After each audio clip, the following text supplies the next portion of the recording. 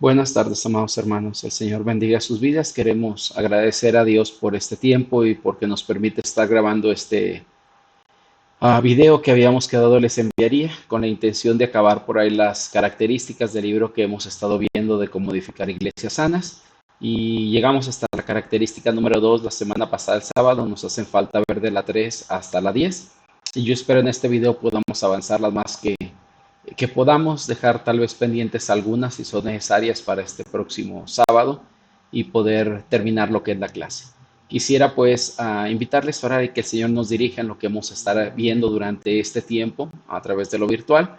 Que el Señor te bendiga y si hay dudas vayan apuntando las dudas y el sábado, si Dios lo permite, estaremos sacando las dudas que pueda haber. Les invito a orar.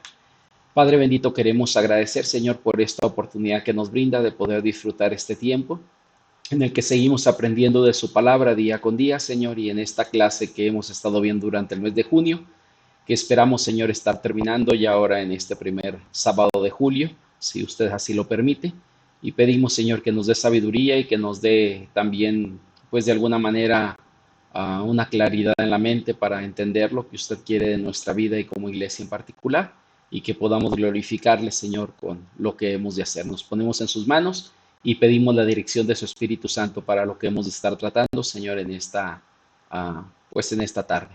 Gracias le damos por este tiempo. Abra nuestros corazones, pues, y bendiga nuestras vidas en Cristo Jesús. Amén. Amados hermanos, pues me gustaría por ahí invitarles, pues, a ir a las características. Nos falta de la 3 a la 10. Vamos a ver qué tantas podemos avanzar a través de este video. Y para ello, por ahí quisiera invitarles a ir a la tercera de estas características, la cual es la característica de las disciplinas espirituales. En este estudio de investigación que habíamos quedado que se hizo bajo el libro que estamos llevando, pues la tercera cualidad o la tercera característica que arroja como parte de una iglesia sana es que los miembros de esa congregación, o esas congregaciones entrevistadas denominadas sanas, pues mantenían todos ellos disciplinas espirituales. Tal vez no el 100% de la iglesia, pero la mayor parte de ella tenían estas disciplinas espirituales como parte de algo de la vida cotidiana de la propia iglesia. Y pues me gustaría que pudiéramos centrar algunas cuestiones. Parte de lo que vemos por ahí, hay un pensamiento que dice de la siguiente manera, que las iglesias sanas proveen capacitación, modelos y recursos para que los miembros de todas las edades puedan desarrollar disciplinas espirituales.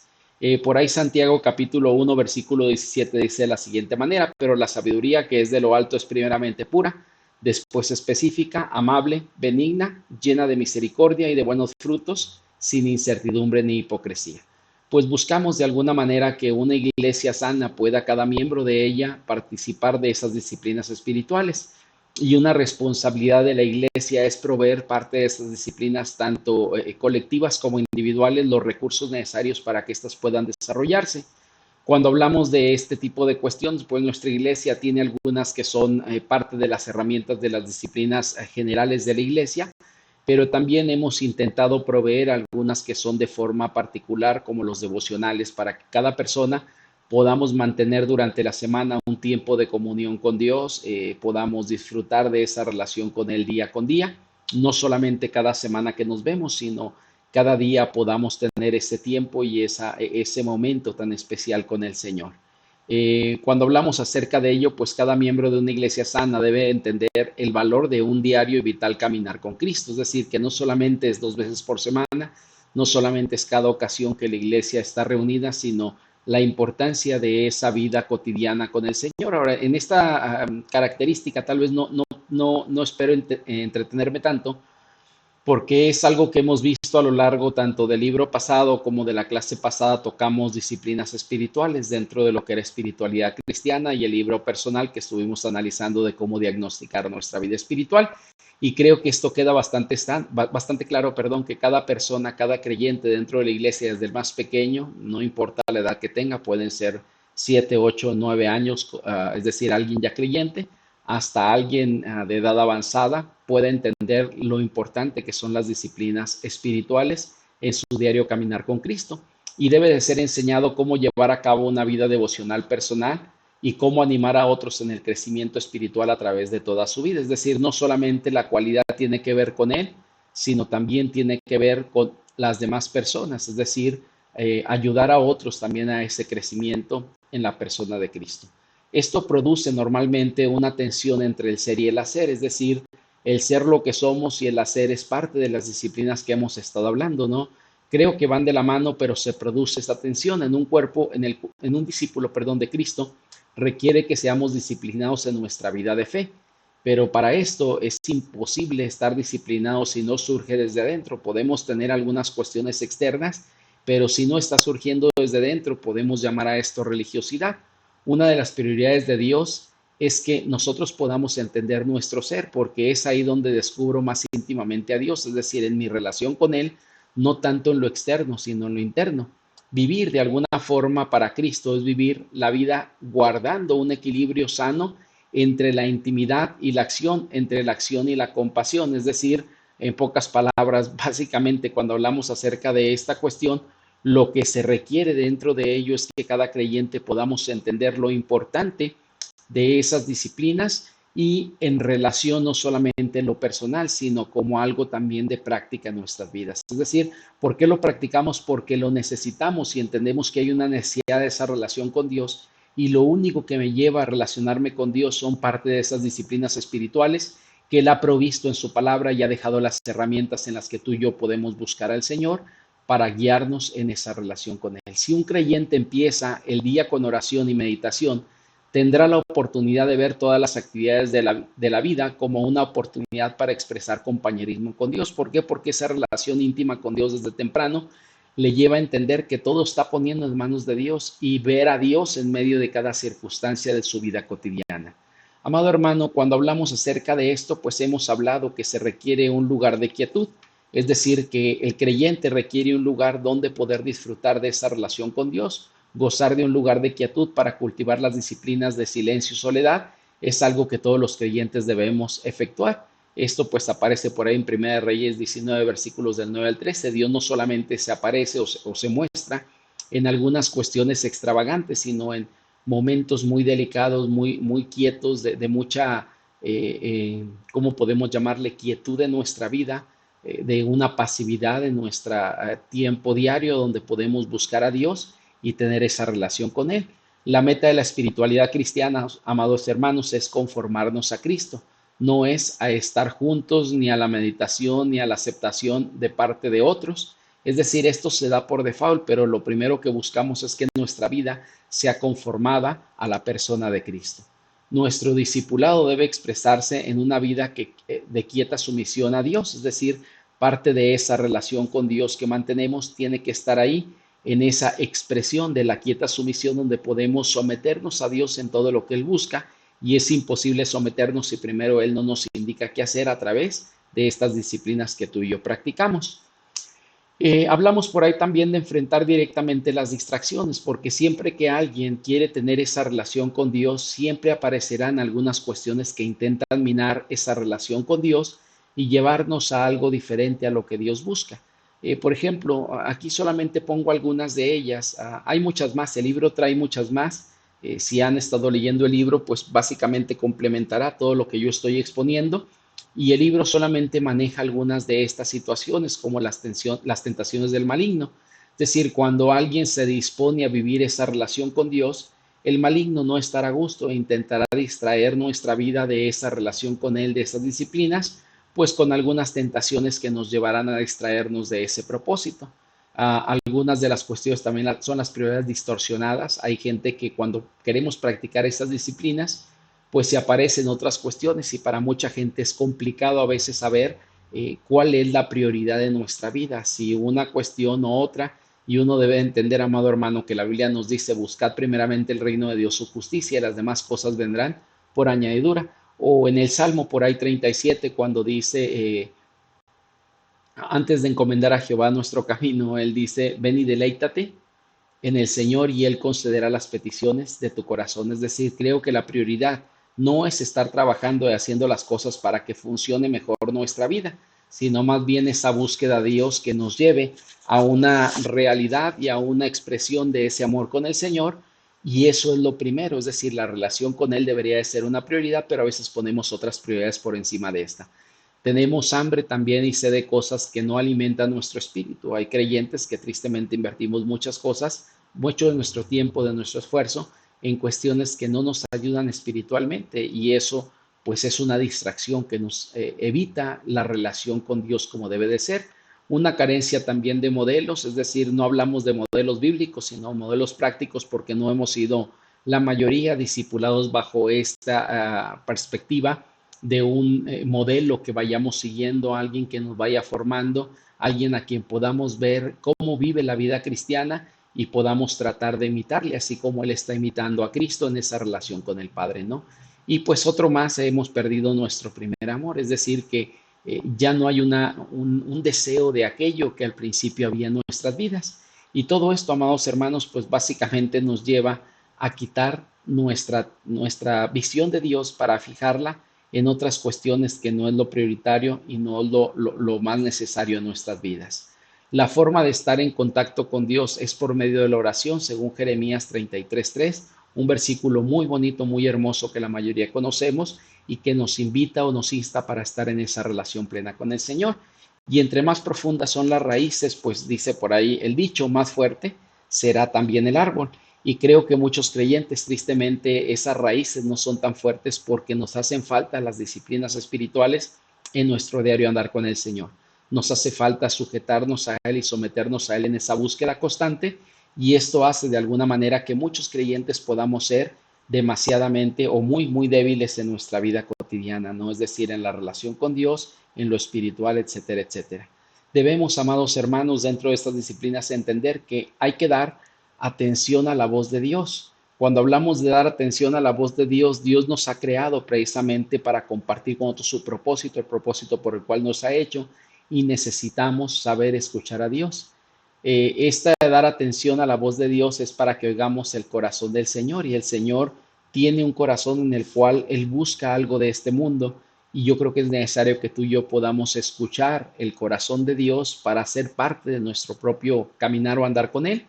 Y bueno, ¿para qué también? Pues para que podamos aprender del corazón de Dios, para que oigamos ese corazón y también para que podamos mostrar ese corazón de Dios. Es decir, primero oír y luego después aprender y después mostrar ese corazón de Dios en nuestra vida cotidiana con los demás creyentes.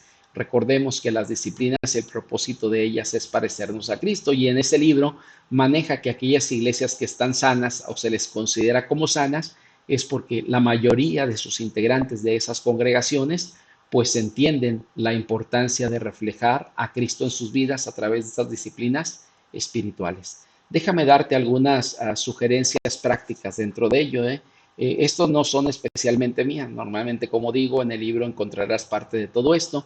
Y nuestro deber como líderes en la iglesia es dirigir a las personas hacia Jesús, no hacia nosotros, no hacia algo diferente, sino a la persona de Cristo es lo central. ¿A través de qué? Bueno, de la vida de oración y ayuno. El ayuno tal vez no es muy practicado, y la mayoría de la gente que a veces practica el ayuno lo entiende en muchas de las ocasiones, como lo hemos dicho, hacerle manita de puerco a Dios, pero no en realidad como una práctica, como una, ¿cómo llamarle? Como una disciplina que nos genera una relación mayor con Dios, sino más bien cuando algo es muy imposible o es difícil, pues de alguna forma la gente se mete en ese ayuno para que Dios le responda, cuando en realidad el ayuno, más que eso, es buscar la relación con Dios y que Dios se compadezca y tenga misericordia de nosotros en algunas cuestiones que requerimos, sí, pero la relación es lo más importante. El estudio de las disciplinas de la lectura de la Biblia con un propósito definido, y el propósito, amado hermano, no es leer por leer. No sé si recuerdas, en esta iglesia como en otras más, antes se manejaba un dato en estudio bíblico dominical que era cuántos capítulos has leído de la Biblia. Y habíamos gente que posiblemente leíamos con el propósito de dar algún dato este domingo, pero no con alguna intención práctica en nuestra vida, de tener alguna enseñanza para nosotros, de crecer en la relación con Dios, sino más bien para no quedar en vergüenza de no haber leído. No es el propósito principal. Como dice aquí, cuando hablamos de ese estudio de la Biblia, debe de ser con un propósito definido, que es encontrar lo que Dios quiere para nuestra vida. Y pues claro, por ahí también de ellos la reflexión. Amados hermanos, dentro de esto pues voy a la conclusión, y en la conclusión que encontramos dentro de este material que estamos por ahí leyendo, pues básicamente son las siguientes conclusiones. El desarrollo de nuestras disciplinas espirituales no se puede llevar a cabo en aislamiento, aun cuando la cantidad de tiempo, que pasemos a solas con el Señor, vaya aumentando constantemente. ¿Qué queremos decir con esto? Es decir, alguien no puede ser más espiritual porque está más tiempo con Dios a solas, sino eso debe de ser el reflejo de una vida práctica con las demás personas. Y las disciplinas, no solamente hay disciplinas individuales, sino también son disciplinas colectivas. Entonces, estas deben de crecer a la par, es decir, así como crece mi relación con Dios en la intimidad, debería de crecer en esa relación también con el pueblo de Dios y las disciplinas colectivas. La superficialidad de la maldición es la maldición, perdón, de nuestra época. La doctrina de satisfacción instantánea es especialmente un problema espiritual porque mucha gente no queremos esa relación con Dios de forma constante, de forma cotidiana, pero sí queremos de alguna manera que esto crezca exponencialmente a través de un retiro espiritual, a través de 2 o 3 días de comunión o una noche, una velada que próximamente, si Dios lo permite, viene, y creemos que ahí crecemos todo lo que no hemos crecido de forma natural durante todo este año o algunos meses atrás, ¿no? El camino a la profundidad mayor en la vida espiritual del siervo de Dios se adquiere por medio de la oración, el estudio bíblico y la reflexión. Es decir, no hay otra forma de crecer espiritualmente, no hay otra forma de parecernos más a Cristo, no hay otra forma de entender la voluntad de Dios, sino a través de estas 3 cuestiones que tienen que ver con algunas de esas disciplinas: oración, estudio bíblico y lo que es la reflexión. Sabes, amado hermano, cuando hablamos acerca de ello, pues esta es la tercera, como habíamos dicho, la tercera cualidad o tercera característica que encontramos dentro de ese libro de una iglesia que practica de alguna forma estas disciplinas. Es una iglesia que se encuentra sana espiritualmente porque mantiene una buena relación con Dios. Quisiera ir por ahí a otra de las características. La cuarta que el libro marca es, dentro de ella, sería aprender y crecer en comunidad. Cuando hablamos acerca de aprender y crecer en comunidad, básicamente tiene que ver con la enseñanza que se da a través del propio cuerpo del Señor. Recordemos que el Señor ha estructurado su iglesia a través de ese cuerpo, que es ese pueblo que Él ha elegido, que Él ha sacado del mundo para formar su pueblo especial, que es la iglesia, y dentro de ella, amado hermano, también se da un crecimiento. Es imposible que una persona pueda crecer lo que tiene que crecer fuera de un cuerpo local, fuera de una iglesia local, donde esta iglesia se preocupe por la enseñanza de esa persona. Hay por ahí una frase que me gustó, que leí en el libro, y que dice así: la iglesia sana estimula a sus miembros a crecer en su caminar con Dios y en sus relaciones interpersonales en un ambiente donde predomina la seguridad y la afirmación. ¿Qué queremos decir con esto? Bueno, pues Romanos 14:19 dice de la siguiente manera: así que sigamos lo que contribuye a la paz y a la mutua edificación. Es decir, que una iglesia que crece, una iglesia sana, es una iglesia que de alguna forma crea un ambiente donde sus miembros mantienen una buena relación. Amado hermano, tristemente en todas las iglesias pues no podemos decir que todas tienen esto al 100%, pero hay algunas donde se desarrolla un mejor ambiente para ese crecimiento dentro de los miembros, y hay algunas donde ese es un problema mayor para algunos porque en realidad no se ha tenido un problema, pero no hay el amor los unos por los otros, no hay esa afinidad, no se llevan del todo bien, y no es porque haya sucedido un problema, sino porque a veces tristemente somos influenciados por alguien más para evitar este tipo de relación, de crecimiento, de ambiente, de compañerismo y de aceptación de unos con otros, ¿no? Y yo creo que yo siempre lo he dicho así, ¿no? Cuando alguien me dice algo sobre una iglesia o sobre esta iglesia, yo decía, pues déjame, yo experimento por mí o por mi vida propia de alguna forma, y yo sabré entonces cómo formular una idea sobre tal o cual persona, sobre tal o cual iglesia. Cuando yo me acerco y busco esa relación con la iglesia, voy conociendo a sus miembros, y esto me hace generar una visión o una idea personal de cada miembro o de cada iglesia, y no por influencia de alguien más. Yo espero que esta sea la realidad con todos nosotros. Cuando hablamos de esta parte, amado hermano, hay áreas en nuestra vida que deberíamos rendir a Dios. Es decir, hay algunas cuestiones en nuestra vida que tendríamos que ceder el control al Señor. Hay sanidad en nuestras relaciones personales. Es decir, hemos hablado ya de esto en el libro pasado. Hemos pedido perdón a quien tengamos que pedir perdón, o hemos otorgado un perdón a quien no lo ha pedido en algún momento. En nuestras iglesias, o en nuestra iglesia, una comunidad donde es nuestra iglesia, perdón, una comunidad donde se aprende a amar a Dios y a servir a Dios, a otros, creando un ambiente de seguridad y afirmación.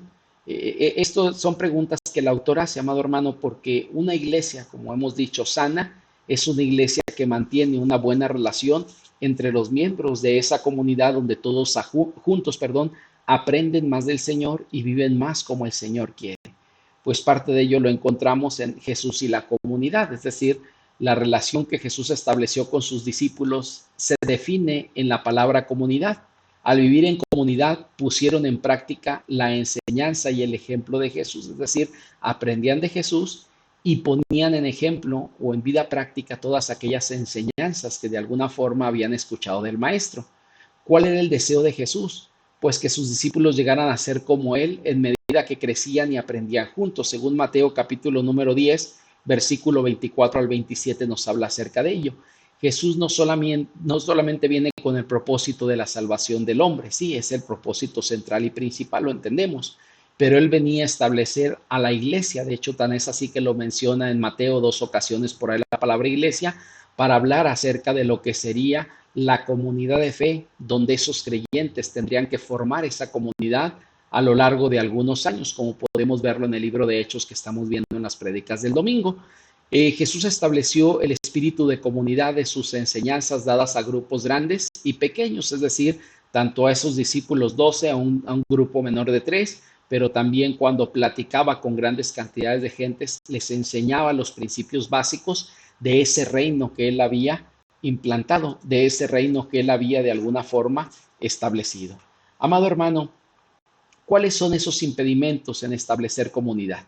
Es decir, ¿qué nos lleva a no vivir como comunidad en algunas ocasiones? El libro maneja algunas cosas que nos dice cuidado con estas, porque, son algunos impedimentos, son algunos obstáculos para que la iglesia pueda desarrollarse de forma adecuada. ¿Cuáles son estos? Pues ahí están algunos de ellos en pantalla. El trajín constante de la sociedad en la que vivimos, una sociedad tristemente donde cada ocasión invertimos más tiempo en cosas que no son prioridad, pero las hemos convertido en prioridad en nuestras vidas. Es decir, básicamente hay dos cosas que la gente invierte o invertimos demasiado tiempo, es decir, lo que sería el trabajo y otros son pasatiempos o no sé si llamar diversiones, por ejemplo, gente que va al gimnasio, gente que va a clubes que en algún momento se tienen o gente que trabaja en exceso de tal forma que la gente dice no tengo tiempo para reunirme con la iglesia del Señor por todas estas cuestiones que estoy desarrollando. Y básicamente es ese trajín constante. Muchos tristemente hemos cambiado pues una búsqueda de una mejor economía por una mejor espiritualidad en nuestra vida, por una mejor relación con el cuerpo de Cristo. La falta de transparencia y poca profundidad en las relaciones interpersonales. Es decir, que en muchas ocasiones, y creo que a veces las iglesias vivimos de esto, y es que muchas de las congregaciones no tenemos una relación real entre los miembros que la componen. Básicamente tenemos solamente una apariencia exterior donde nos lleva a dar un saludo, pero fuera de ahí no profundizar más en una relación y no conocer a la gente que compone la propia congregación. Y la otra, pues la nueva adicción, ¿no? Que es el uso a la red de Internet, la compulsión de trabajar demasiadas horas o perder de esa manera la vida sin disfrutarla. O básicamente, pues gente que cree conocer a otros a través de las redes sociales cuando en realidad no se ha dado el tiempo para experimentar esa relación, que debería ser una relación de uno a uno, cercana y en vivo. Las redes sociales, básicamente, amado hermano, nunca sustituirán esa relación interpersonal con otros individuos, de alguna forma que algunos creemos conocer a otros por lo que se publica, por lo que dicen en redes sociales, y en realidad solamente en la mayoría de las redes sociales la gente vivimos o viven de apariencias. No es la realidad, no es lo que realmente se vive. Conocerás a alguien cuando te reúnas con esa persona, cuando convivas con esa persona, ¿no? Esto nos lleva también entonces a cómo superar aquellos obstáculos que podemos ver, es decir, estos obstáculos que impiden la relación de forma adecuada entre los miembros de una congregación. El autor pues nos lleva a esto, ¿no? Que se requiere hacer cambios radicales en los programas, es decir, algunas cuestiones que son parte de la vida tradicional de una iglesia tienen que sufrir cambios radicales para que esos programas puedan funcionar de mejor forma. Y yo creo que la sociedad va a ser difícil, que nosotros somos parte de ella, pueda cambiar en algunos momentos. ¿Qué tiene que hacerse? Pues cambiar básicamente en todos los formatos con los que algunos estamos sirviendo hoy en día, con los que algunos estamos haciendo vida de iglesia y modificar aquellos programas que en algún momento se requieran. Que todos los líderes sean capacitados a fin de que puedan servir eficazmente en el ministerio donde han sido ubicados, es decir, que cada uno pueda entender para qué está en tal comisión y para qué sirve cada comisión dentro de la iglesia. Cuando dice líderes, no solamente está hablando de los 5 líderes de nuestra iglesia, sino el autor está hablando de todos aquellos que están a cargo de alguna comisión, de alguna función dentro de la iglesia, que puedan entender cuál es su propósito para no desvirtuar ese propósito, y cada comisión dentro de la iglesia tiene un fin que se busca que toda la iglesia pueda sumarse para bendición de la misma. Todo lo que hacemos en el ministerio cristiano es resultado directo de la calidad de nuestras relaciones interpersonales, y esto nos lleva pues de alguna forma a generar mejores relaciones unos con otros. Amado hermano, también otro de los temas por ahí que el autor toma es cómo debemos probar nuestro celo de alguna forma, cómo debemos probar ese celo que tenemos.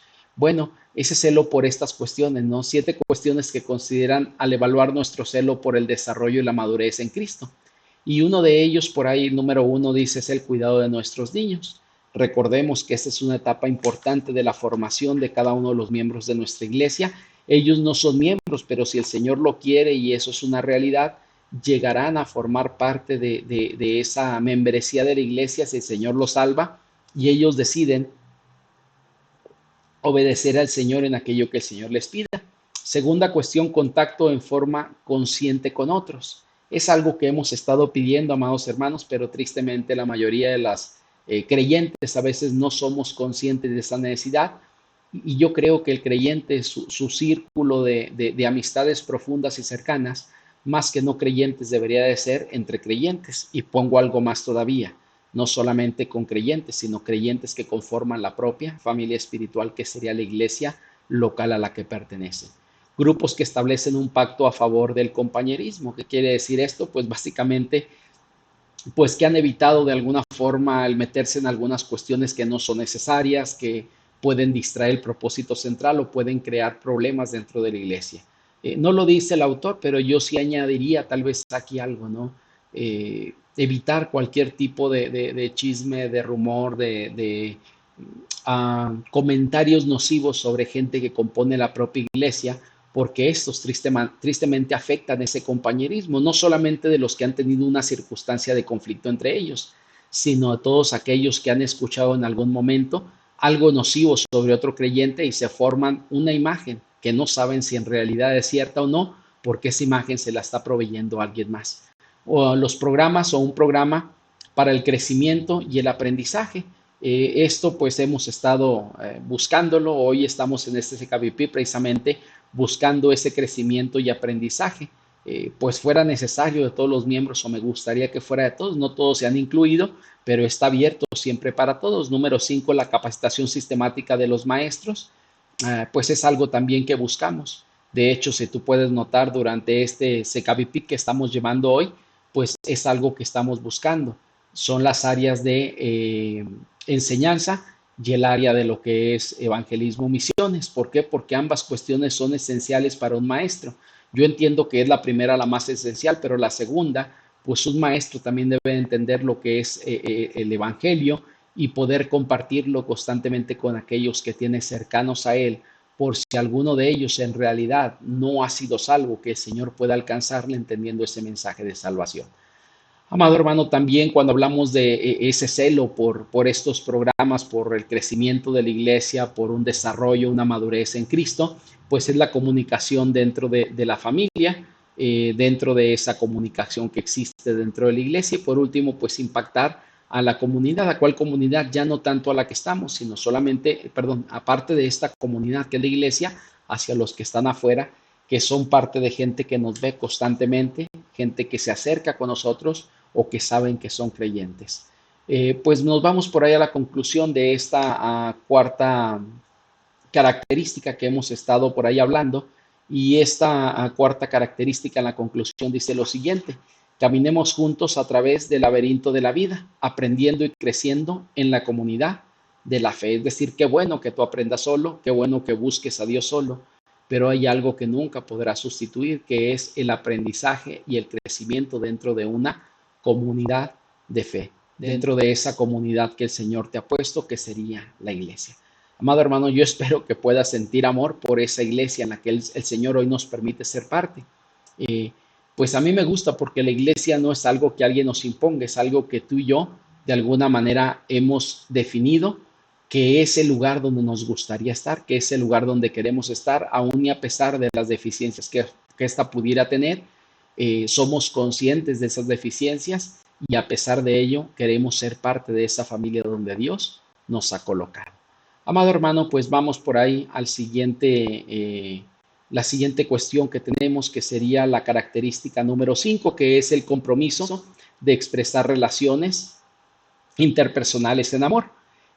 Como he dicho, amado hermano, las preguntas para diagnosticar que vimos en el libro anterior no es muy diferente a lo que estamos viendo ahorita, por eso puedo ir con mayor rapidez porque ya hemos visto algunas de estas cuestiones. Allá hablaba acerca de expresar ese amor por la familia de Dios. Aquí habla acerca del compromiso de expresar relaciones interpersonales en amor. Básicamente tiene que ver con el amor expresado hacia otros creyentes. Hay una frase que me llamó la atención que quise citar por aquí que dice así: la iglesia sana se propone deliberadamente a fomentar las relaciones interpersonales que se expresan en amor entre las familias, entre sus miembros y hacia la comunidad a la que sirve. Es decir, es un amor básicamente en la vía de otros creyentes, pero en la vía también de expresión hacia el que no conoce de Cristo, pero forma parte de la comunidad.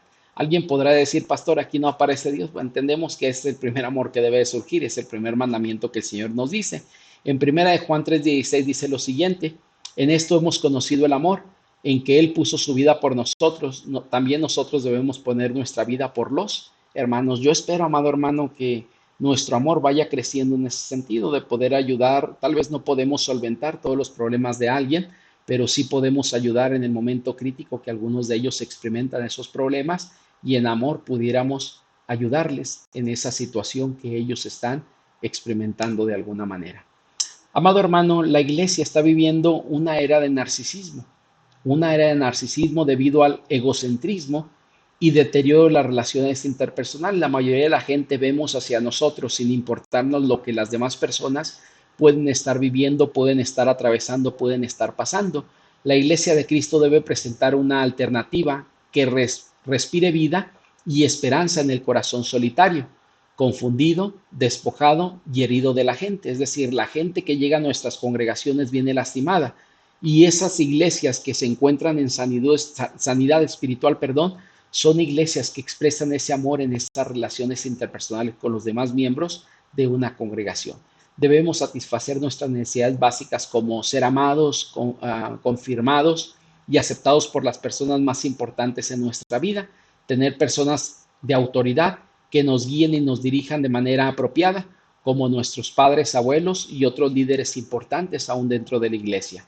De pertenecer a un grupo por nacimiento o por adopción. Y cuando hablamos de ese nacimiento o adopción, creo que ambos los vivimos dentro de la iglesia. Es decir, somos parte de esta familia por la adopción de Dios como hijos, pero también como miembros por el nacimiento espiritual que el Señor nos ha dado al conocerle como Señor y Salvador, y formamos parte de esa iglesia donde el Señor nos ha puesto y busca que podamos expresar esas relaciones en amor con otras personas.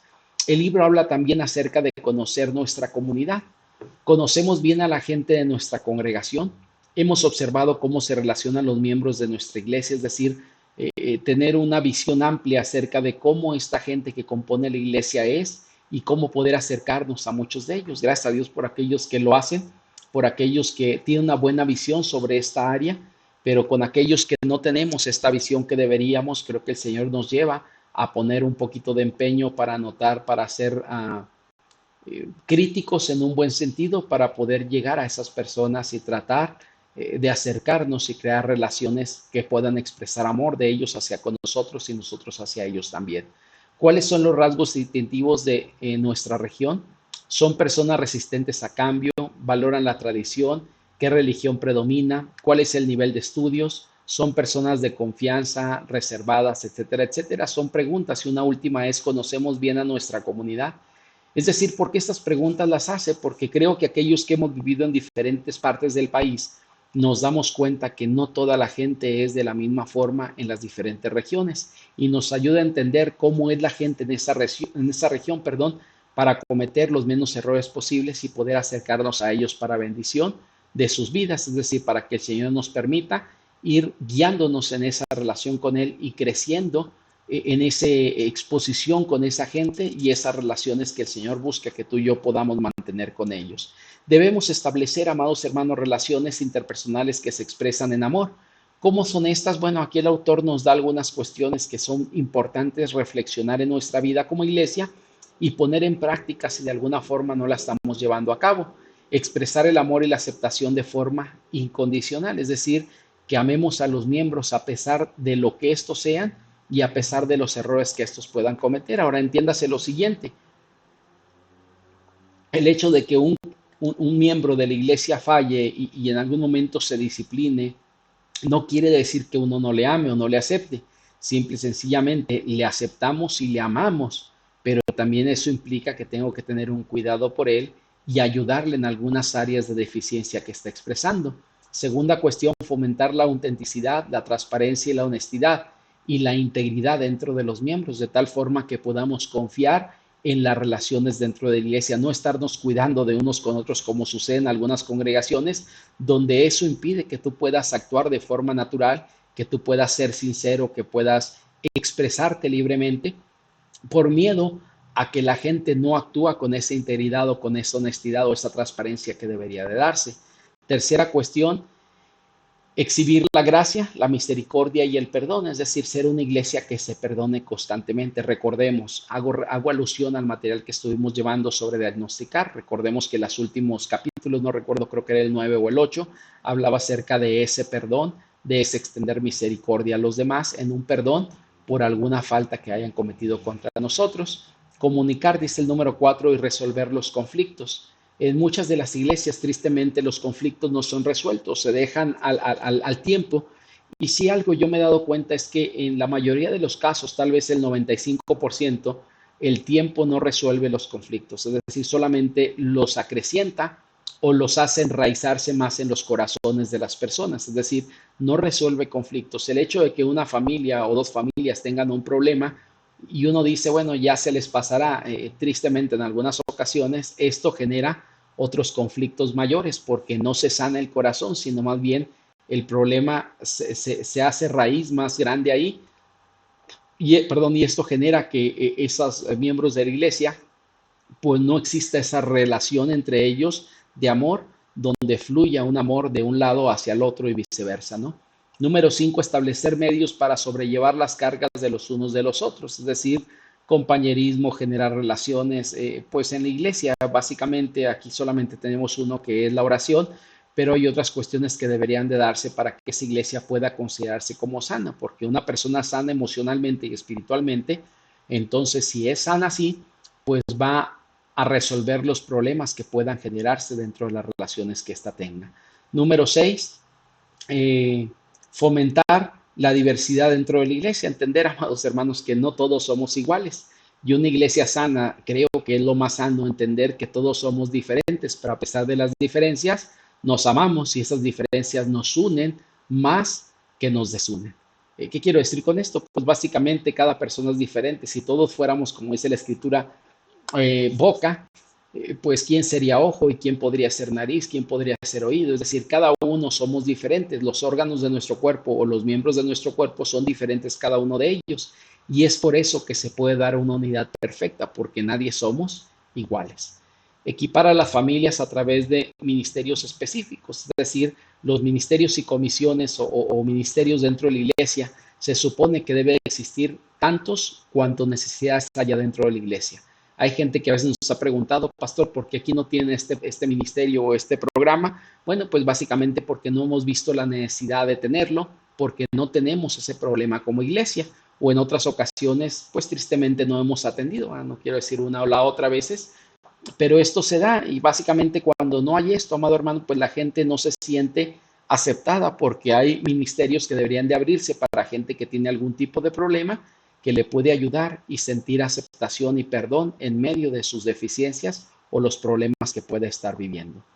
Relacionarse, también dice por ahí el autor, otra de las cuestiones que uno tiene que entender ahí es estas relaciones, relacionarse intencionalmente. Amado hermano, en realidad nunca puede haber una relación adecuada si no es intencionalmente. Es decir, yo creo que la mayoría de nosotros podemos entenderlo. Si tienes amigos o una amistad, un amigo, una amiga cercana a ti, esa amistad no creció ni se desarrolló por default, sino de alguna forma hubo algunas cuestiones que te llamaron la atención, que buscaste el desarrollo de esa relación, invitando a esa persona a un café, invitándole a comer, acercándose a esa persona en necesidades, etcétera, etcétera. Y todo esto lo que hace es generar, pues de alguna manera, esa relación entre los miembros porque es de forma intencionada.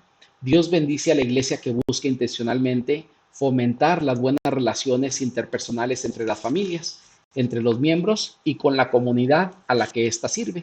Nuestras relaciones deben expresar el amor de Dios. Eso es amor con hechos y en verdad. Dios entregó su vida por nosotros, por lo tanto debemos hacer lo mismo por las otras personas. ¿Por quién? Pues por los miembros de la iglesia en particular, pero también con los no creyentes, mostrar un amor hacia ellos donde podamos básicamente ser pues un instrumento de la gracia y del amor de Dios hacia otras personas. Amado hermano, pues esto nos lleva a la conclusión de la cualidad número 5, es decir, Dios nos lleva a desarrollar relaciones interpersonales que puedan hacer crecer a la gente en amor y poder sentirse a gusto en esa iglesia, en ese lugar donde se congrega, porque formamos parte de una misma familia donde nos aceptamos y nos amamos a pesar de los errores que se puedan tener, claro, sin descuidar, ayudar a esa persona en medio de las deficiencias que puede experimentar en su vida. Pues vamos por ahí a la cualidad número 6 o la característica número 6, que es el desarrollo de un liderazgo de servicio. Esta parte también es importante, amado hermano, porque creo que es algo que nos hace falta entender muchos de nosotros, que un líder no es aquel que manda, un líder no es aquel que emite sí, opiniones o dice lo que hay que hacer, impone su voluntad.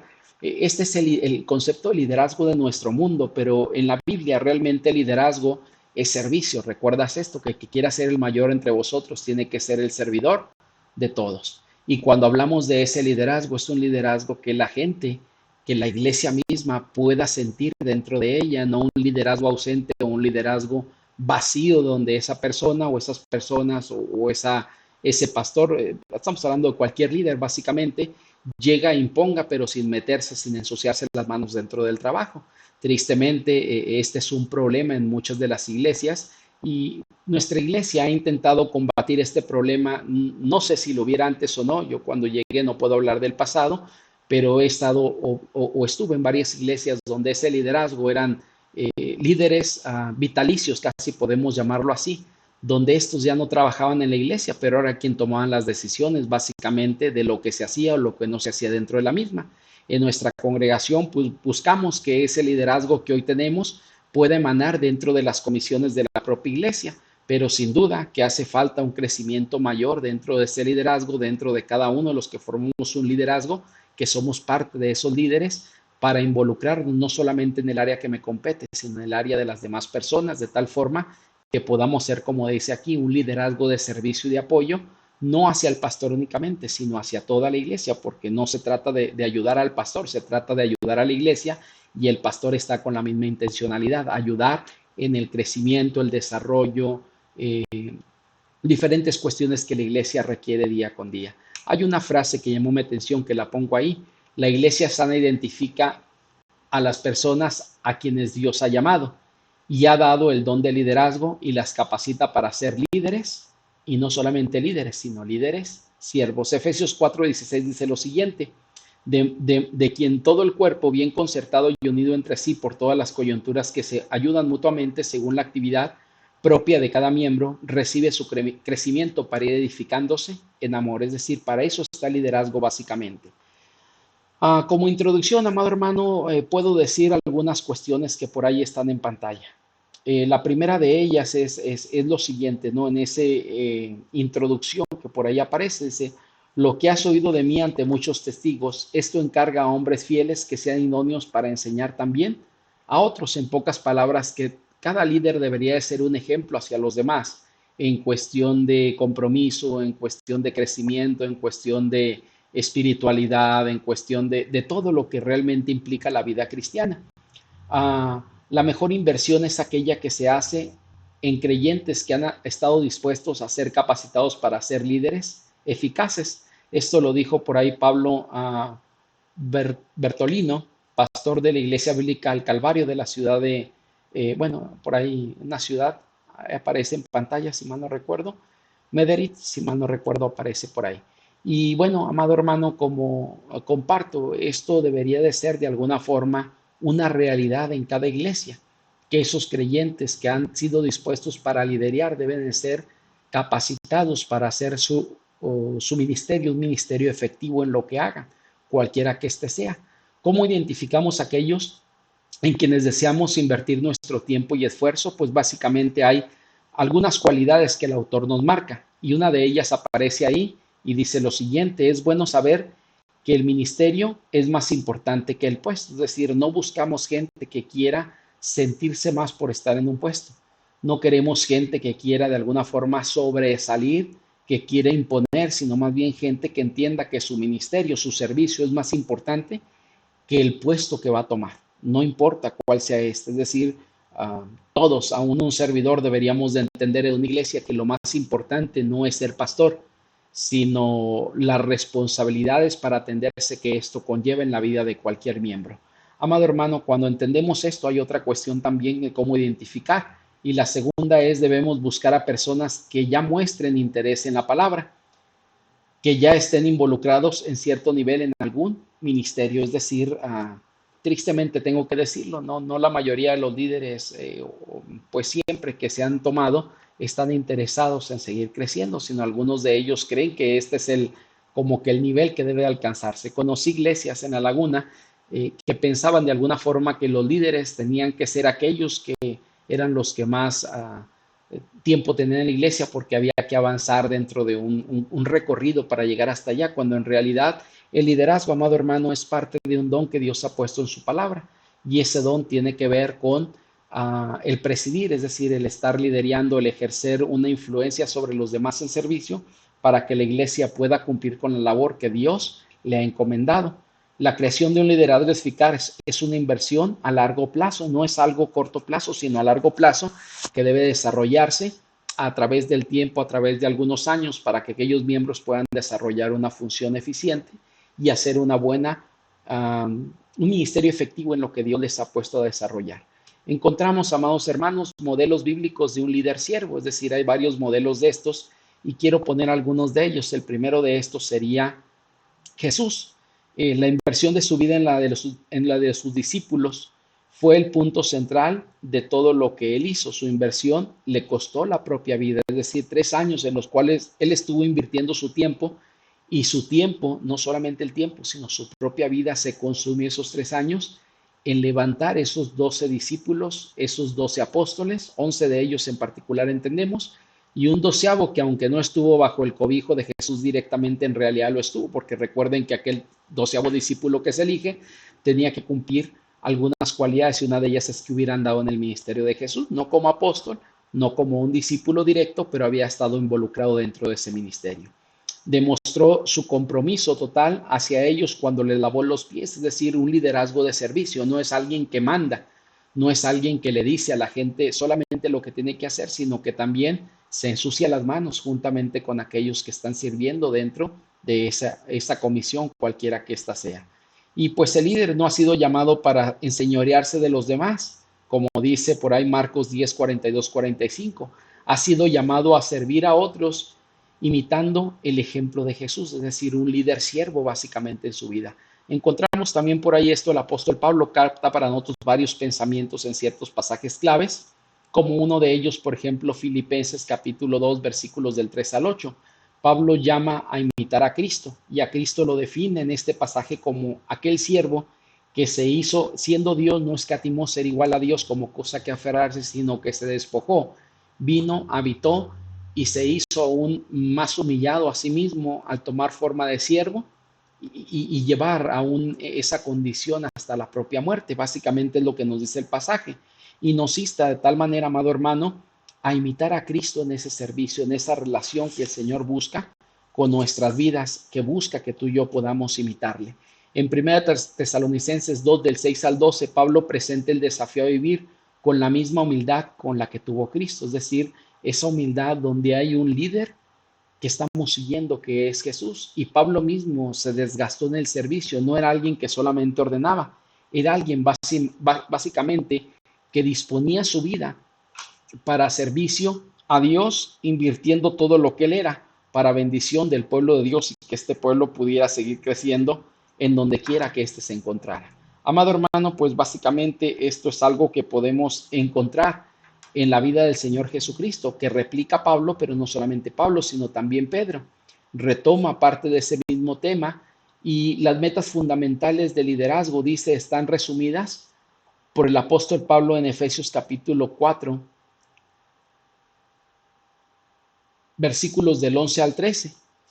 Cuando hablamos de esto, amado hermano, yo sé que este pasaje, lo escribe Pablo, pero de alguna forma está escrito para aquellos que lideraban en aquel entonces, lo cual era Pedro. ¿Para qué estaba Pedro? Básicamente en la iglesia en aquel entonces como el encargado de los apóstoles.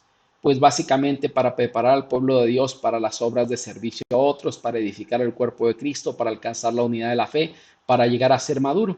¿Qué queremos decir con esto? Pues básicamente que Pedro ejemplificó esto a través de todo el libro de Hechos, lo que Efesios 4 dice, no dice él, sino dice Pablo, claro, Dios a través de Pablo, Pedro lo ejemplificó en su vida. En el libro de Hechos en particular podemos ver lo que Pedro hace por la iglesia, cumpliendo con la misión que Dios le había encomendado. Si él amaba a Jesús, si él amaba al Señor, recuerdas por ahí Juan capítulo 21, pues entonces pastorea mis corderos, cuida el rebaño, sé con ellos, es decir, es algo que él básicamente está cumpliendo. ¿Cuáles resultados se producen por la capacitación de los líderes, amados hermanos? Pues entendemos que algunas cuestiones se dan como resultado cuando se capacita a los líderes. Y una de ellas es la multiplicación de líderes. Debemos preocuparnos más en la multiplicación de líderes que en la multiplicación de la membresía de la iglesia. El primero produce de alguna forma lo segundo, es decir, cuando hay líderes capacitados y fieles a la misión que Dios les ha encomendado, la iglesia puede funcionar de mejor manera y esto de alguna manera va a producir a otros creyentes más en un crecimiento hacia la iglesia. Un ejemplo de ello, déjame te pongo un ejemplo, ¿no? Para entenderlo mejor. Suponiendo que se capacita al misionero en la iglesia o al encargado de evangelismo, este a su misma vez capacita a otros, ¿qué va a producir? Pues que esa gente comparte el evangelio y mucha gente pueda venir a los pies de Cristo a través de este ministerio donde no solamente hubo una buena capacitación, sino cada quien está asumiendo la labor que Dios le ha encomendado a desarrollar. Las funciones del pastor es ser guía de aquellos que trabajan con él para afirmar su llamado. Se multiplica el liderazgo y las personas crecen en su fe, es decir, esto es natural. Conforme más gente preparada, capacitada y asume su misión cada uno de ellos, la iglesia tiene posibilidad de un crecimiento mayor sin tanto desgaste. Es decir, ¿por qué? Porque cada persona está haciendo lo que Dios le ha llamado a hacer y lo hace con ganas, está en su función y lo desarrolla lo mejor posible para el Señor. ¿Qué es la definición de liderazgo? Bueno, Jesús personificó perfectamente todas las cualidades de un líder. Formuló nuevas formas de pensar, guió a la gente hacia la verdad, les mostró el camino de amor, del perdón y de la vida eterna. Jesús es el mejor lugar para definir el liderazgo. Si alguien quiere saber qué es un líder, pues básicamente tendría que entrar a ver quién era Jesús, y cuando entienda quién es Jesús, Jesús describe perfectamente lo que es un líder. Siendo Dios, se hizo hombre, habitó entre nosotros para mostrar ese liderazgo y llevarnos a establecer todo lo que acabamos de mencionar ahorita, siendo el líder por excelencia de alguna manera. ¿Cuáles son los deberes de un líder, amado hermano? Según el libro, él dice que las iglesias que están sanas y por lo tanto experimentan un crecimiento, pues los líderes entienden cuáles son sus deberes. Y estos deberes dice por ahí que sería afirmar nuestro llamado. Un líder se involucra en el proceso de crecimiento de otros, es decir, se acerca a la gente, no está como un dictador, como alguien que manda, sino forma parte de ese crecimiento de la propia iglesia en la vida de otras personas. No puede haber liderazgo sin haber un grupo de personas al cual uno puede influenciar y desarrollar, no importa el tamaño del grupo. Es decir, para que alguien pueda decirse un verdadero líder, tiene que ser alguien que esté influyendo, que esté desarrollando a creyentes para que estos puedan seguir creciendo en un grupo mayor y en un grupo mayor. El proceso de liderazgo debe ser fortalecido por el poder de Dios, es decir, que no estamos solos en ese liderazgo, sino que Dios nos lleva, amado hermano, para formar parte de ese liderazgo donde quiera que nos encontremos. La Biblia nos dice por ahí también acerca de ese liderazgo, que tenemos que ser un fiel seguidor de Cristo y ser dirigido también entonces por otros, porque nadie de alguna forma nacimos siendo líderes y tenemos que aprender a ser dirigido por otros, y a pesar de que tengamos un liderazgo, ese seguimiento o esa dirección la seguimos requiriendo en nuestras vidas porque no lo sabemos todo. Amado hermano, el material que estamos llevando, el libro maneja una sección importante que es esta: sea un líder que es dirigido por otros. El líder que sirve a otros ha de ser dirigido hacia lo desconocido, algunas veces hacia lugares indeseables y dolorosos. El camino del liderazgo no es ascendente, sino hacia abajo, y termina en la cruz. ¿Qué significa ser un líder dirigido por otros? Un líder eficaz es un seguidor de Jesús, el buen pastor, es decir, que está siendo dirigido por Cristo. Responde a la guía de otros, de todos aquellos, que estén en autoridad sobre él, es decir, todos tenemos una autoridad de alguna forma. Aún el pastor de la iglesia está bajo autoridad, como todo miembro en la iglesia, y cualquier líder en la iglesia está bajo autoridad de alguien más. Y entonces debemos de aprender a ser dirigido por otros en algún comentario que se nos haga, en alguna recomendación, en alguna observación que alguien nos haga. Tenemos que tener pues el deseo de escuchar, pero también de aplicar aquello sobre nuestra vida y estar dispuestos a seguir aquellos a quienes uno está guiando también. Es decir, aquella gente que uno está guiando, a veces uno tiene que seguirlas, es decir, porque Dios se muestra a través de ellos también, y uno tiene que ser sensibles a lo que Dios indica sobre nuestras vidas. Amado hermano, por ahí el autor lleva una pregunta que es importante e interesante: ¿en cuáles áreas necesitamos crecer? Bueno, pues básicamente el autor nos deja por lo menos algunas áreas, que son las siguientes: sea un líder que ama, es decir, el amor hacia otras personas, que sea algo que no solamente expresemos, como decimos algunos, no, es que te amo, no solamente lo digas, sino también lo expresemos en cuestión de la acción, dispuestos a aprender. Un líder tiene que ser alguien que esté dispuesto a aprender en su vida, no lo sabe todo y sigue aprendiendo. Un pastor debe seguir aprendiendo, un líder debe seguir aprendiendo. Y pues también dice, sea un líder que sabe escuchar, es decir, no toda la gente en algún momento tiene la razón, pero mucha de la gente que en algún momento comente algo, usted aprende a escuchar, y algunas cosas usted sabrá si son realidad o no, que Dios le guíe, pero no sabrá o no podrá tener una dirección de Dios si usted primero no escucha a las personas, y es algo que tenemos que aprender a hacer, escuchar para tomar después direcciones. Un líder que aligera la carga de otros, es decir, que puede ayudar a otros en sus necesidades, que está al tanto de ellos, que está orando por ellos, que está preguntando cómo van en alguna circunstancia que estos tengan. Y pues un líder también que guía, es decir, que esté dispuesto a invertir su tiempo para llevar a otros en esa guía a ser parecidos a Cristo. Y por último, por ahí, que deja una herencia. Creo que este es un tema por ahí que de alguna forma han tocado en estudio bíblico dominical en las últimas semanas, si mal no recuerdo. Y usted puede dejar una herencia nociva, negativa, o una herencia positiva. Yo espero que la herencia que podamos dejar como líderes sea una herencia favorable, donde la gente nos recuerde y pueda decir a través de este hombre de Dios o esta mujer de Dios: Dios me llevó a crecer, Dios me llevó a entender cuál era el proyecto para mi vida, Dios me llevó a desarrollarme, Dios me llevó a entender. Es decir, que esa herencia pueda ser positiva sobre la iglesia a la que el Señor nos ha permitido hoy estar pastoreando. Amado hermano, también por ahí una de las cuestiones que tenemos que llegar como conclusión a esto es lo siguiente: Dios permita que lleguemos a ser líderes con manos extendidas, que elijamos una vida de servicio. El énfasis de Jesús no estaba en la autoridad de un líder que gobierna, sino en la humildad de un líder que sirve.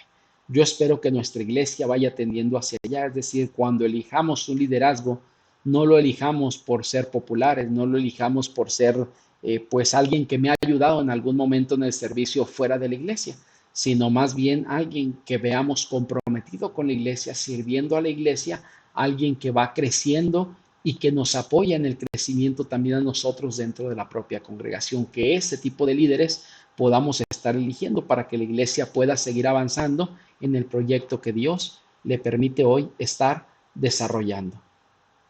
Amado hermano, pues vamos por ahí a una otra cuestión que es la cualidad número 7. Yo espero que hasta aquí las 6 puedan quedar más o menos entendidas. Como he dicho, si a usted algo no le pareció del todo, no entendió del todo, puede recurrir al libro, y en el libro yo solamente estoy tocando algunos extractos que el libro tiene.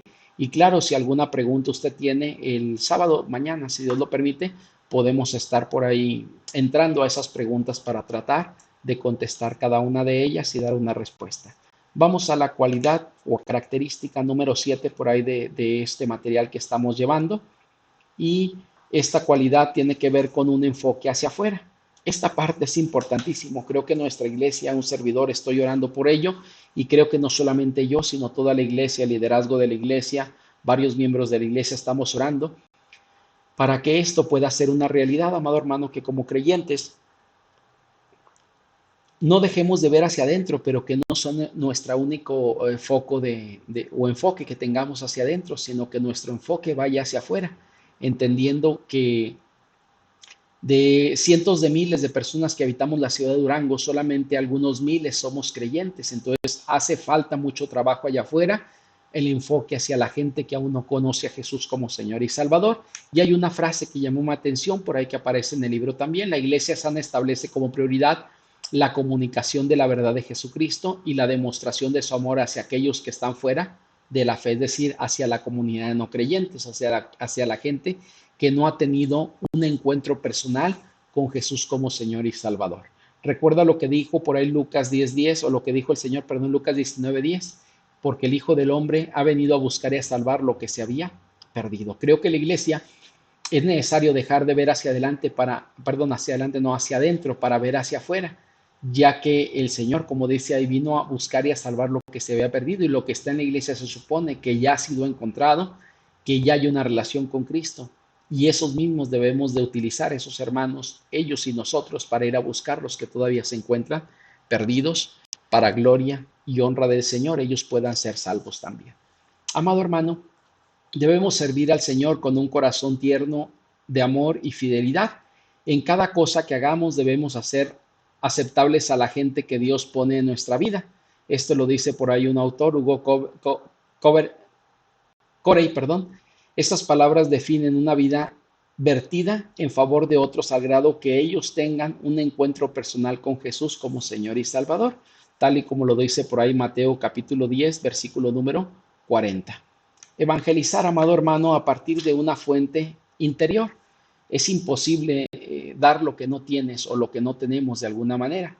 Y Michael Green dijo lo siguiente en su libro: la evangelización a través de la iglesia local ofrece 3 definiciones de gran ayuda para la evangelización. Estas posiblemente lo estamos metiendo a profundidad en el mes de agosto, septiembre, si Dios lo permite. Pero estas definiciones son las siguientes, ahí aparecen en pantalla.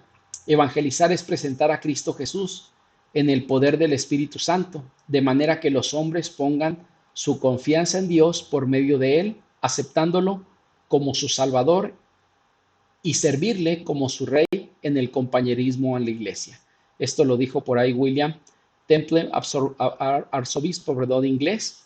Y número 2, por ahí esta definición me gusta, de Charles Spurgeon, mejor conocido por ahí como el príncipe de los predicadores. La evangelización es un mendigo que le dice a otro mendigo dónde conseguir pan. Esto me gustó porque en realidad eso es un hambriento que encontró pan y le dice a otro hambriento dónde encontrarla, o un sediento que encontró agua y le dice a otro sediento dónde encontrar esa agua. Y número 3, rebosar.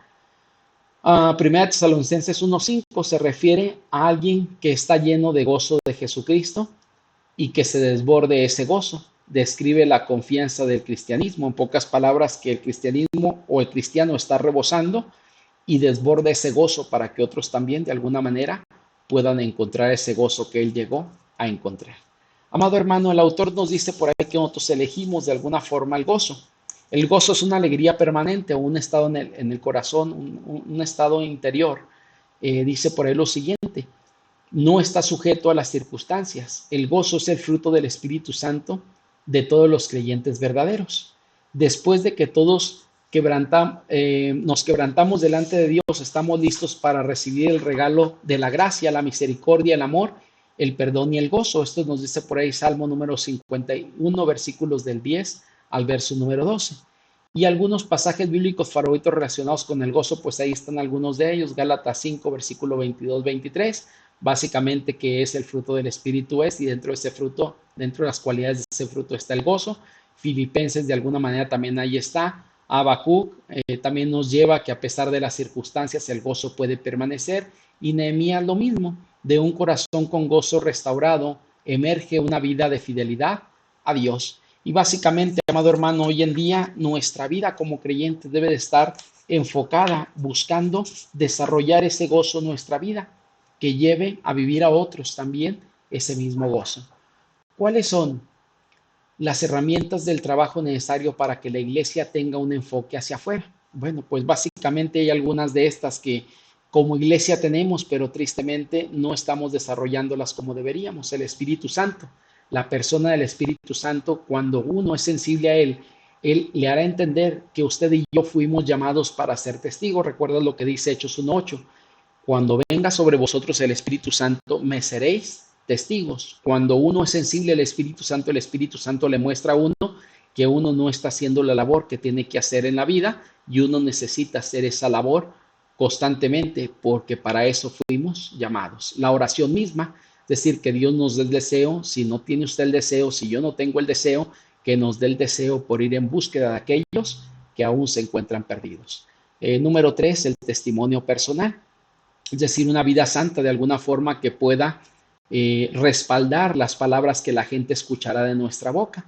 Y ese testimonio personal es importante en la vida de cualquier creyente. Y conocer el Evangelio, es decir, usted puede tener Espíritu Santo, puede orar, puede tener un testimonio correcto, pero si el Evangelio usted no sabe definirlo, pues básicamente la pregunta es: ¿qué va a compartir cuando vaya con aquella gente que no conoce de Dios? ¿Qué va a compartir?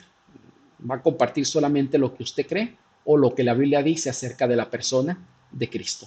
Amado hermano, pues estas son algunas cuestiones que son importantes para la vida de cualquier persona, y debemos de aprender a avanzar más allá del contacto inicial. Una iglesia debe construir puentes hacia los marginados, y cuando hablamos de los marginados no solamente es gente pobre como a veces se entiende, sino los marginados son gente que está aislada de Dios, que está lejana a Dios, que no quiere relación con Dios. Y aquí entra cualquier persona de cualquier estatus socioeconómico en nuestra sociedad que se encuentre separado de Dios. Dios quiere que seamos sus manos, sus brazos tangibles para alcanzar a otros. Toda persona a quien se le comparte de Jesús necesita un seguimiento personalizado, y pues una iglesia sana es aquella que personaliza aquel seguimiento con aquellas personas que van siendo salvos, y se les pone alguna persona para guiarlos en ese avanzar en la vida cristiana y desarrollar su vida a través de un discipulado cercano que puede ayudarle de mejor forma que lo que algunos tuvimos, que fue no alguien cercano, sino alguien lejano a nosotros, o en algún momento o en alguna circunstancia sin alguien que nos guiara en esa vida cristiana. Amado hermano, cuando hablamos acerca de esta parte, pues tenemos que entender: hasta que todo el mundo conozca de Cristo es la razón para hacer de la iglesia. El domingo pasado por ahí tocaba Hechos 8:1 y yo dije lo siguiente, que usted elige. De hecho, esa frase que mencioné y usted elige vivir Hechos 1:8 o Hechos 8:1 es tomada parte de este libro, porque ahí aparecía de alguna manera. Es decir, nos hace entender que hay un mundo todavía que necesitamos alcanzar, y la iglesia posiblemente está viviendo Hechos 1:8, es decir, pues está evangelizando, compartiendo, pero si no lo está haciendo, pues Dios a lo mejor nos llevará a vivir el Hechos 8:1, que es: usted y yo seremos obligados a salir de nuestra comodidad para hacer la labor que hasta ahorita no hemos desarrollado. Mateo 28, 19, 20, la meta de Dios no es encajar en cada uno dentro de la comisión o la gran comisión. Su meta es encajar la gran comisión dentro de nosotros, de tal forma que nosotros no nos encajemos ahí, sino que ésta pueda formar parte de nuestra vida en un desarrollo cotidiano, al ir yendo, ir compartiendo.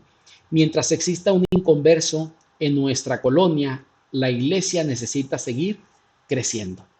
Y yo diría, no solamente Rick Warren manejaba la colonia, pero yo diría, mientras exista un inconverso en nuestro mundo, la iglesia necesita seguir creciendo. Es decir, esa persona puede crecer porque puede integrarse a la iglesia y la iglesia puede crecer por causa de esa persona. ¿Qué tenemos que decir, amados hermanos? Pues básicamente decirle, Señor, hazme un instrumento. Los individuos y la iglesia con un enfoque hacia afuera reflejan el corazón de Dios. Tener el corazón de Dios significa ser sacrificado, obediente y un buen mayordomo de los bienes propios, es decir, una buena mayordomía de eso, porque todo lo que Dios te ha dado básicamente es para que el reino de Dios se siga extendiendo en este mundo.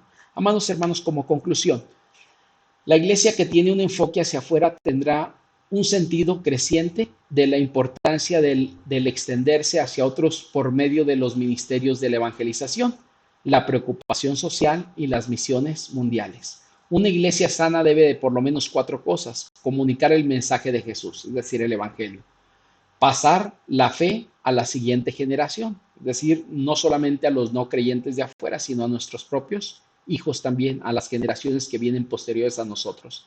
Número 3, demostrar el amor de Dios con cada vida cristocéntrica. Y número 4, ayudar a los nuevos creyentes en el desarrollo de su fe, es decir, no solamente que crezcan, sino hacerles entender que ellos son el instrumento que Dios utilizará para alcanzar la vida también de otros creyentes. Amado hermano, vamos por ahí pues casi nos quedan todavía algunas cualidades. Llevamos hasta ahorita más o menos como 1 hora 15 de la clase esta. Creo que me gustaría llegar por lo menos casi a la 1 y media, a ver si alcanzamos todas, o por lo menos llegar hasta la característica número 9. Hoy vamos a entrar ahorita, o vamos a entrar en este momento a la característica 8. Y también esta parte es importante. Para muchas de las congregaciones y muchas personas, a veces la administración no es importante, es decir, se puede hacer sin una administración.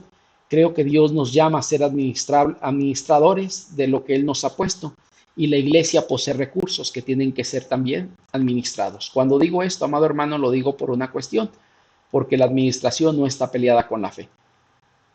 Perdón, de hecho, la administración nos lleva a prever algunas cuestiones y la fe nos lleva a prever esas cuestiones en el Señor, pero para eso se requiere una administración, y por eso la cualidad número 9, característica 8 del libro, lleva por título la administración sabia y la autoridad responsable.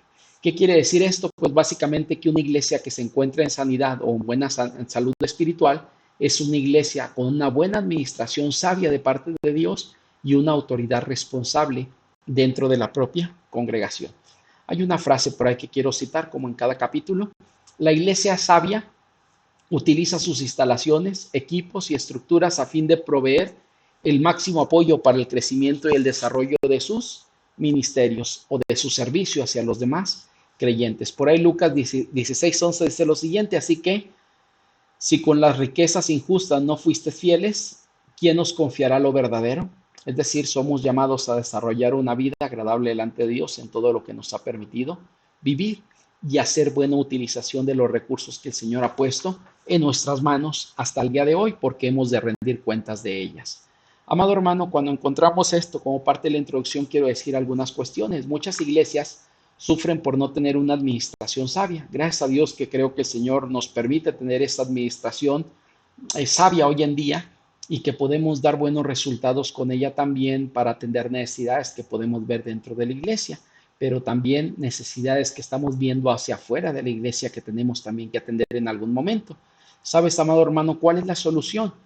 La selección cuidadosa, guiada por el Espíritu Santo, de un administrador o administradores que tengan la misma visión y compromiso con el Señor y con la iglesia que tiene también el pastor. Es decir, pues el pastor básicamente, amado hermano, debería de ser un administrador.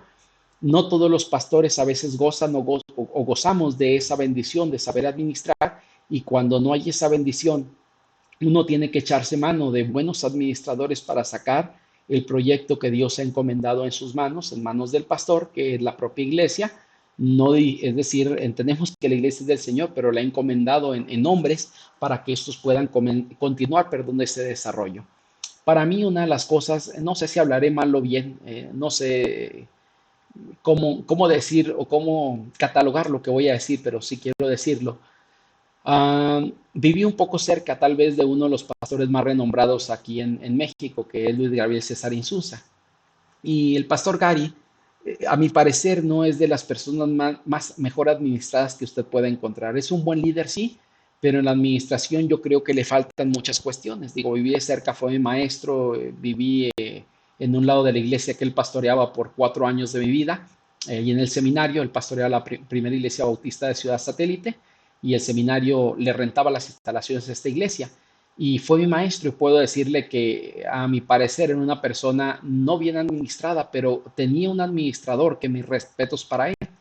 En aquel entonces, fíjenme, Regino Quiroz se llamaba, no sé si todavía existe el hermano, es decir, se esté con vida todavía, pero cuando lo conocí, el hermano Regino Quiroz era una de las personas más sabias en la administración que yo pude tener. Él me dio administración de la iglesia, si mal no recuerdo. Este, y una de las cuestiones que yo pude notar en él era la capacidad de ser un muy buen administrador. Entonces el pastor Gary podía descansar siempre en él en muchas cuestiones, de tal forma que cuando uno le pedía algún dato administrativo, él decía, no, eso no lo conozco. Pregúntele a Regino Quiroz y él le va a dar la respuesta en algunas investigaciones o encuestas que el seminario nos mandaba hacer.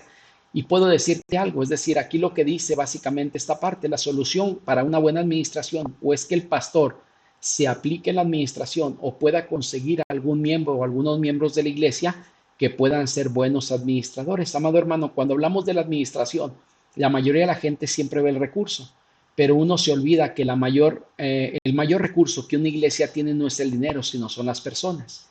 Y para ello, amado hermano, se requiere que haya alguien con capacidad administrativa para una buena utilización de los recursos que Dios ha dado a la iglesia. Hablamos en personas o en la parte humana, pero también en la parte económica y física, en otras cuestiones más, ¿no? Dice, hay mucho más talento disponible en la iglesia de lo que la mayoría supone. Esto lo dijo por ahí alguien, ahí aparece el nombre, Ludwig. Él dijo esto porque en realidad es así. Realmente el mayor recurso con el que una iglesia cuenta no es el dinero, sino son las personas. El administrador con su labor alivia al pastor de muchos dolores de cabeza y él se dedica a hacer lo que Dios le mandó hacer. Es decir, el pastor, su área en particular no es la administración, pero tiene que saber hacerlo, por lo menos defenderse de alguna manera. Pero cuando alguien se encarga de esto, el pastor puede meterse en su área, que es lo espiritual, y hacer la administración desde lo espiritual en lo que se refiere a la iglesia y hacerlo de mejor manera. El autor nos llama por ahí en el libro a tener una agenda administrativa. Los administradores son cruciales para el éxito de la iglesia y los administradores de la iglesia son ministros de Dios también. Es decir, recordar, amado hermano, que cuando hablamos acerca de esta administración, el Señor se preocupó por la administración de la iglesia de tal forma que fueron elegidos diáconos o servidores en el capítulo 6, como lo llegamos a ver hace algunas predicaciones atrás el domingo, para que la administración fuera de forma adecuada. ¿Cuáles son los elementos que deben estar presentes en el temario administrativo de una iglesia saludable? Número 1, la planificación estratégica. Número 2, establecer metas. Número 3, estructuras de responsabilidad. Número 4, la valoración y la evaluación. Y número 5, cambios en la administración que sean necesarios. Es decir, cuando estas 5 cosas se dan, podemos hablar de una administración saludable. No es una iglesia que está apagando fuego, sino es una iglesia que planea y ejecuta conforme las necesidades que se tienen porque fueron previstas, confiando en el Señor para suplir cada necesidad que existía dentro de esa congregación. Amado hermano, cuando hablamos acerca de esto también como conclusión, el autor nos lleva, hay varias cosas que nos dice, ¿no? Pero básicamente, pues cada una de las cosas que mencioné ahorita tiene mucho desarrollado dentro del libro. Si usted quiere conocer un poco más de esto, puede ir allá. Pero como conclusión podría decirle yo lo siguiente, la iglesia sana establece una administración sabia y una autoridad responsable cuando se piensa estratégicamente. Anhela la excelencia, efectividad y eficiencia en el ejercicio de su administración y enfatiza la responsabilidad y rendimiento de cuentas. Es decir, que todos en la iglesia debemos de ser capaces de rendir cuentas en lo que Dios pone en nuestra mano al superior que Dios nos ha puesto o nos ha encomendado por encima para rendirle cuentas a esa persona. Crea un sistema de apoyo para satisfacer las necesidades prácticas del ministerio, es decir, todos los ministerios requieren de alguna forma una administración en sus recursos. y una buena administración nos ayuda para ser eficaces en ello. Evalúan de forma regular el progreso de la iglesia de acuerdo a su visión y misión, es decir, hacia dónde vamos, si lo estamos haciendo, si lo estamos consiguiendo. Hace planes para la longevidad del ministerio y la transición de liderazgo. Amado hermano, yo no sé, creo que todavía no estoy en ese punto, pero si Dios me permite durar muchos años en esta iglesia y llega un punto en el de hacerme ya anciano dentro de la iglesia, hablando no en lo espiritual, que creo que eso ya lo es, sino hablando en lo físico, llegar a ser anciano, pues Dios necesito yo entender de Dios y planificar en Dios ese proceso para la transición del ministerio y del propio liderazgo también, porque son cambios que tienen que darse en algún momento y tienen que ser planificados. Hacer una evaluación de sus áreas fuertes y débiles del ministerio, como también de las oportunidades y los posibles peligros de la misma. Es decir, esto sería un examen o un análisis FODA que se llamaba antes, que tenía que ver con eso, con fortalezas, oportunidades, debilidades y amenazas, ¿no? Lo que era esto FODA, perdón, que se enseñaba en administración secular, pues es un análisis de todo eso para poder entender dónde está la iglesia y hasta dónde puede ir y lo que tiene que tener cuidado dentro de ese trayecto o ese caminar. Amado hermano, pues básicamente llegamos a la última parte, que sería piensa estratégicamente esa iglesia. El libro maneja esto como una iglesia sana que va creciendo, es una iglesia entonces que tiene una buena salud en la parte de la administración y el ejercer la autoridad dentro de la misma.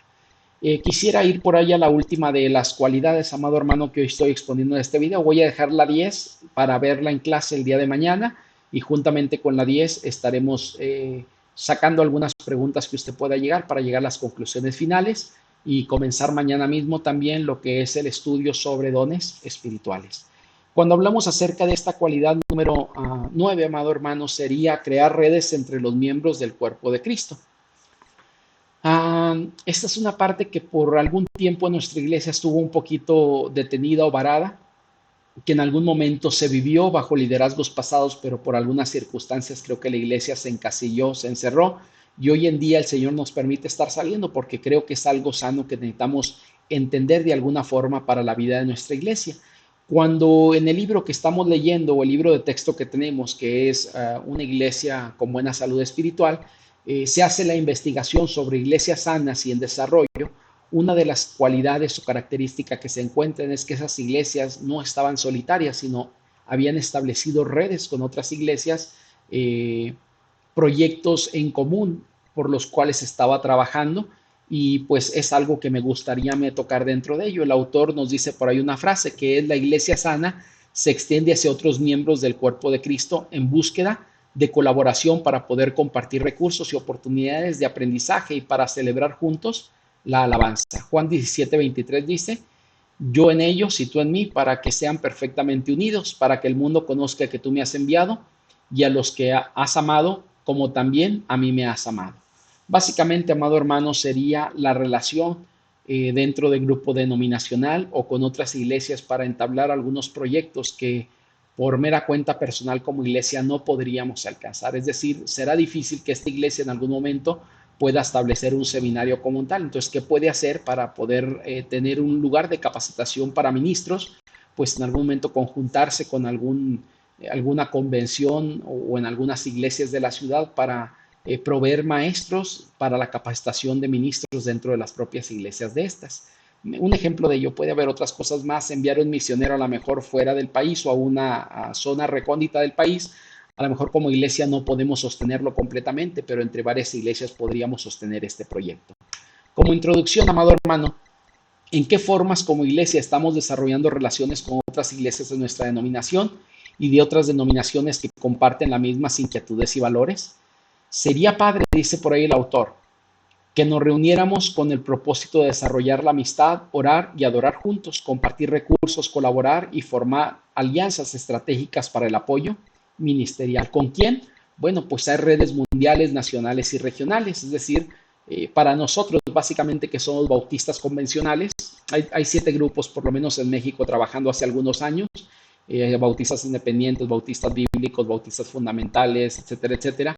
Dentro de ellos hay un grupo que son los bautistas sin un prefijo más que denominamos como bautistas convencionales, que tenemos relación con la convención regional. En nuestra convención es PENIEL, la convención nacional, que sería la Convención Nacional Bautista de México, y la Convención Mundial Bautista, que se reúnen determinadas veces al año, una vez general, de forma general al año. Pues también hay, o sea, diferentes organismos en este sentido, ¿no? Dice por ahí el autor, ¿no? Bueno, el autor está citando a otro autor y él dice lo siguiente: me parece que para que la gente busque salir de sus propios linderos necesitan tener una visión que vaya más allá de ellos mismos. Esto dijo por ahí Gibson, lo mencionó de esta manera, y él maneja por lo menos algunas cuestiones. Continúa diciendo 4 cosas importantes. La oportunidad o el problema tiene que ser mayor que la capacidad para resolverlo dentro de su propia iglesia o ministerio, es decir, como lo dije ahorita, preparación de ministros o de pastores. Esto sería imposible porque no tenemos todos los recursos que deberíamos de tener, no tenemos varias cuestiones y a lo mejor tampoco el pastor tiene todo el tiempo para preparar nuevos ministros. Pues ¿cómo se soluciona esto? Entender que hay otros pastores que puedan ayudar en otras áreas donde el pastor no es especialista, pero otros ministros sí lo son. Un ejemplo de ello, ¿no? Tal vez yo puedo compartir materias con la gente, pero hay otras materias que sería mejor que alguien que ha desarrollado forma práctica pudiera hacerlo. Materias sobre misiones, desarrollo de iglesia, no sé, llevar el evangelio a otras comunidades aún fuera de la propia cultura en la que vivimos, etcétera, etcétera. Número 2, tiene que darse una conciencia del verdadero alcance y fuerza del impacto que produce Dios sobre todas las áreas de la vida. Número 3, si nuestro concepto de Dios es pequeño, nuestro concepto de trabajo unido que hacemos en el cuerpo de Cristo probablemente será también pequeño. Y número 4, si reconocemos el alcance y la fortaleza que hay en el cuerpo de Cristo, tendremos una mente más abierta a la interacción con otras congregaciones posiblemente. Se requiere, amado hermano, firmeza por la unidad. Esa firmeza por la unidad, hay algunas cosas que quiero citar por ahí que el autor de alguna manera nos menciona que me parece que son importantes. Dice, aparte del Espíritu Santo, el mejor regalo que recibimos de Dios es tenernos unos a otros. Fuimos diseñados para ser indispensables los unos a los otros. Ningún miembro de la iglesia en particular es el cuerpo de Cristo. Requerimos de los demás para hacerlos. Debe haber, unidad en medio de la diversidad y no estamos diseñados para ser todos iguales ni para desempeñar funciones idénticas, sino que estamos entrelazados intrínsecamente unos a otros. De tal forma, amado hermano, que esto debemos de entender esa naturaleza de la unidad y la firmeza en la misma para buscar esa unidad con otras iglesias en la propia denominación o con algunos grupos afines de alguna forma. Tal vez hay otros bautistas en la ciudad que no necesariamente son bautistas convencionales, pero compartimos una plataforma igual y con ellos posiblemente nos podemos unir para hacer algunas cuestiones para bendición de nuestra sociedad. 5 posturas claras que tienen que ver con el enfoque hacia el mundo contemporáneo. Estamos de acuerdo, dice, número 1, en que el pluralismo cultural es una realidad incómoda para la iglesia, es decir, vivimos dentro de una cultura donde hay subculturas y hay mucho pluralismo dentro de esas subculturas o esa cultura tiene diversidad de culturas dentro de ella misma y esto implica que es incómodo para la iglesia porque nos gustaría que todo fuera igual. Número 2, en que la fe cristiana no debe ser reducida a una experiencia privada, es decir, la fe cristiana es solamente como yo la experimento, sino básicamente hay diferentes iglesias que experimentan esa fe de forma diferente, pero es la fe en el Evangelio, es la fe en el Salvador, es la fe en Dios, en pocas palabras. En que no todas las religiones son iguales, y esto es correcto. Ahora, no es lo mismo religión que secta. No me uniría con sectas para trabajar en algunos proyectos en común, pero sí me uniría a otras iglesias del Señor para desarrollar proyectos en común que hemos visto como necesidad en nuestras iglesias y en la sociedad misma. En que la tolerancia y la aprobación no son la misma cosa. Es decir, una cosa yo puedo tolerar y otra es aprobar. Yo tolero algunas cuestiones, pero no apruebo lo que otros hacen. Y en el trabajo en conjunto, amado hermano, yo puedo tolerar algunas cuestiones, pero no aprobar necesariamente algunas cuestiones que unas iglesias tienen. Y número 5, que en la conversión representa el corazón mismo de la fe cristiana. Y bueno, pues básicamente entonces somos salvos, somos parte de un mismo cuerpo y podemos trabajar con otros en ese trabajo que hay que dar a la sociedad en la cual vivimos. Algunas iniciativas municipales. Dios llama a la iglesia a combatir esfuerzos para que la gente de nuestro alcance en todo lugar pueda escuchar las demandas de Cristo en forma clara y relevantes.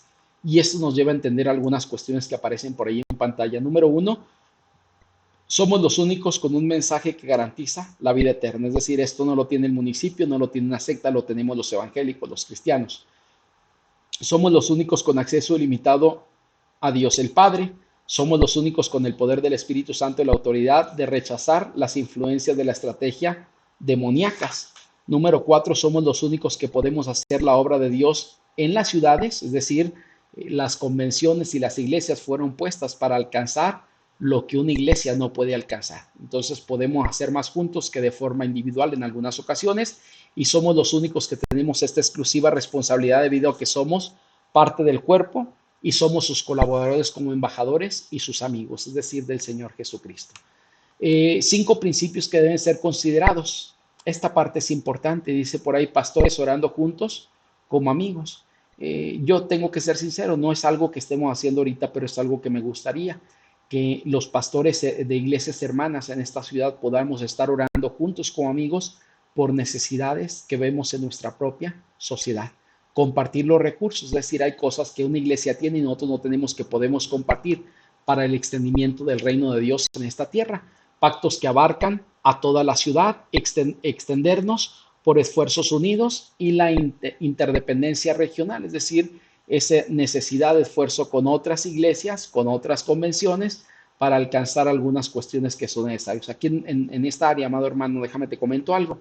Una de las cosas, focos rojos que vemos es el poco avance en la obra en Zacatecas, de tal forma que todo el esfuerzo que se da dentro de nuestra convención, el recurso que llega, se está destinando hacia allá porque es el área menos alcanzada y más difícil de alcanzar a la misma vez, donde requerimos poner todo el esfuerzo, el recurso que podemos tener como iglesias también, y lo estamos dando hacia allá porque las iglesias zacatecas no pueden subsistir por sí mismas. Hablo de Capital en particular, lo que es se le conoce como la ventana aquí en México, la ventana, ¿cómo llamarla? 1040, como si fuera la ventana mexicana, ¿no? Donde no hay el extendimiento del reino de Dios como debería de serlo. Y por último, amado hermano, en esta conclusión, por ahí dice lo siguiente: Dios bendice las relaciones interpersonales y los esfuerzos hacia la unidad. Juan 17:23, que dice: yo en ellos, tú en mí, para que sean perfectamente unidos, para que el mundo conozca que tú me has enviado y que los has amado como también a mí me has amado. Y básicamente, amado hermano, esto nos lleva de alguna manera a entender que necesitamos colaborar con otras iglesias, con convenciones regionales, nacionales, mundiales, para alcanzar lo que por cuenta propia no alcanzaríamos, porque nuestra iglesia posiblemente no tiene la capacidad para hacerlo, pero unida con otras iglesias podemos dar más de lo que hoy estamos dando. Entonces, básicamente, amado hermano, esto es parte de lo que pues durante este tiempo quise compartir con ustedes. Nos queda la característica 10. Ya no me voy a meter en ella, la estamos viendo el día de mañana, si Dios lo permite, una mayordomía y la generosidad. Cuando hablamos de lo que hemos estado hablando hasta ahorita, podemos entender entonces que las iglesias en sanidad y con desarrollo tienen estas 7 características. Bueno, ya hemos visto 2 y ahorita llegamos hasta las 9, es decir, 7 características más bien que hemos visto durante este estudio y que tú puedes encontrar en el libro que estamos llevando como texto, y si alguna duda que te queda, puedes leer ahí esa parte y complementar algunas cuestiones. Si surgieron dudas o preguntas, mañana, si Dios lo permite, estaremos dando respuesta a ellas, terminando el capítulo 10 y comenzando con lo que es el nuevo estudio sobre dones espirituales. No te lo pierdas, te esperamos mañana. Invita a alguien más si quieres de la iglesia para formar parte de este curso que estaremos compartiendo durante el mes de julio. Que el Señor te bendiga y gracias por este tiempo, por esta oportunidad que me das de poder compartir contigo la enseñanza de manera virtual, y nos vemos mañana si Dios lo permite. Dios te bendiga, que pases bonita tarde. Dios te bendiga mucho.